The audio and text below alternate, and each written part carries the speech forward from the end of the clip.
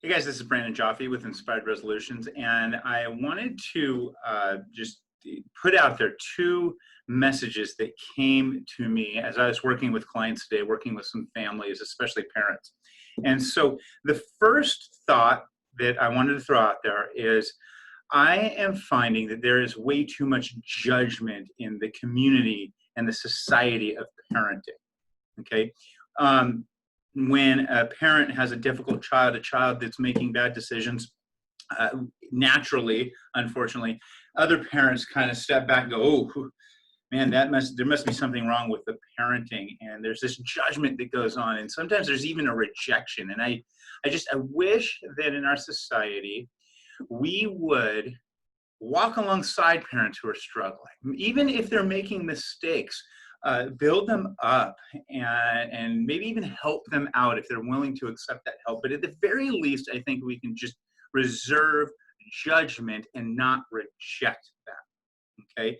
And it is such a bummer and so sad when I see brilliant, amazing parents with really difficult children being ostracized by their community. Sometimes I've even seen church communities where you wouldn't expect it, kind of rejecting and pushing away the parents who have the difficult children. And I'm going to be honest, often I will see amazing parents with difficult children and mediocre parents with very compliant, easy children. And I think in some cases, God just kind of pairs the right parent with the child that they're going to be best for. And it isn't always a case when you have a difficult child, a child who's making mistakes. It's not always the case that they have terrible parents.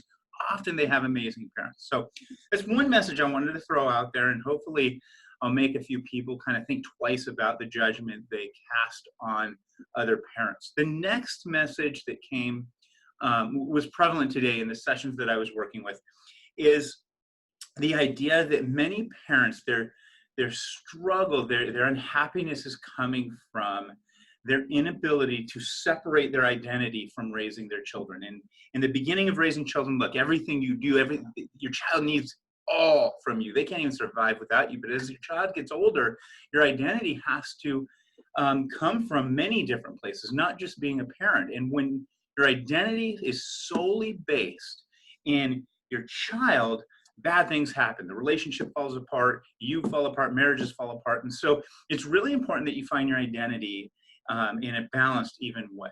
Okay. I tell parents the hierarchy is God, self, then marriage, then parenting.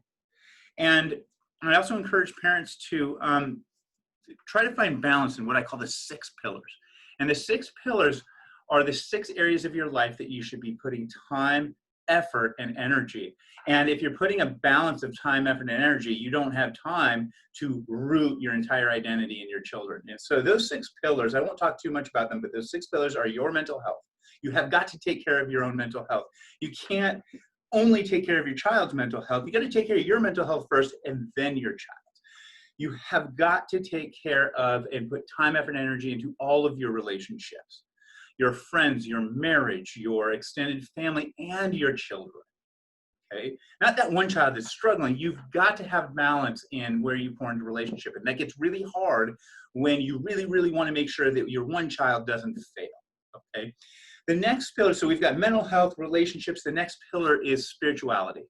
And whatever you believe, you've got to put time, effort, and energy into your spirituality. For me, that's being Christian, and that is my faith, and that's what I pour into, and that's what I spend my time, how I spend my time, effort, and energy in spirituality. But spirituality is your morals, your values, it's your connectedness to a higher power, it's your connectedness to the world. And it's important that even if it's just putting time, effort, energy into figuring it out, it's important that everybody puts time, effort, energy into spirituality. The next pillar is fitness, health, and nutrition.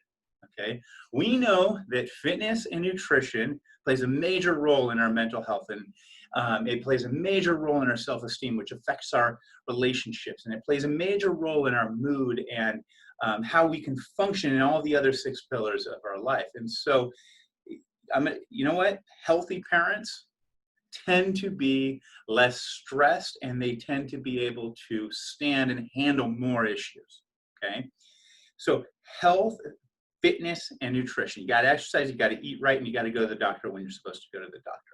The next pillar at Inspired Resolutions that we talk about is career and education. And there's a lot of parents who give up their career or their education so that they can be a parent. And I get it, and that's great, but you've got to have your identity, that piece of your identity, even if it's you're working something or volunteering for 1 hour a week. I don't care how much it is, or maybe it's just that instead of working, you take a class here and there, but you've got to have that kind of outside identity, outside of the family, outside of your marriage, that piece where you feel like you're building something. You feel that self-esteem because you have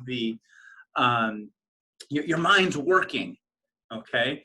And you can only get that from career or education, okay? And I know for me, I'm going to put a lot of time. I'm not saying you got to put the same amount of time as me, but you got to put some time, effort, and energy into it, okay? The last pillar is one that a lot of parents let go, and that's hobbies. A lot of my clients don't think that the hobby pillar is all that important, but I'm telling you, it is absolutely incredibly important. It's not last because it's least, it's last just because I happen to list it last. You have to have hobbies, and you've got to have hobbies that connect you to other people, right? You're going to find your identity in friendships and things that you build in those kind of hobbies. And then you've got to have the kind of hobbies that you can do on your own for your alone time, where you can just kind of be with yourself and meditate, okay? So the 6 pillars is what I use to help people balance their life in a way so that their enmeshment with their kids can be undone. You've got to make your kids important, but they cannot be everything. That's not healthy for you, and it's not healthy for them. So thank you very much for listening, and I can't wait to talk to you again.